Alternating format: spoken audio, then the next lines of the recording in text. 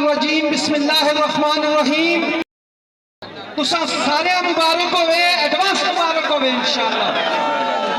Government girls high school Sultanpur result सुन सो अल्लाह दी मदद नाल इंशाअल्लाह कौमी असम्बली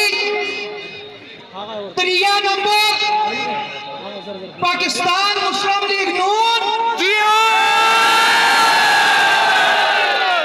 टोटल वोट कौमी असम्बली में 333। 2 नंबर आजाद उम्मीदवार कौमी असम्बली का इंतखाबी निशान अनार टोटल वोट 455।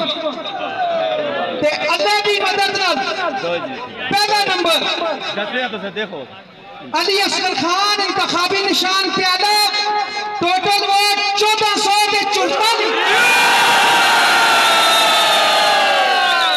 दूसरा रिजल्ट सूबाई असम्बली का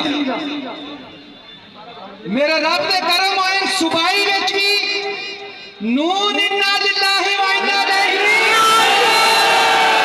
राजिऊन नंबर पे अल्लाह दे हक नाल 3 नंबर पे टोटल वोट 480। दूसरे नंबर पे आजाद उम्मीदवार इंतखाबी निशान नाग वोट 517। पहले नंबर पे मेरे अल्लाह की मदद नाल इफ्तिखार खान वोट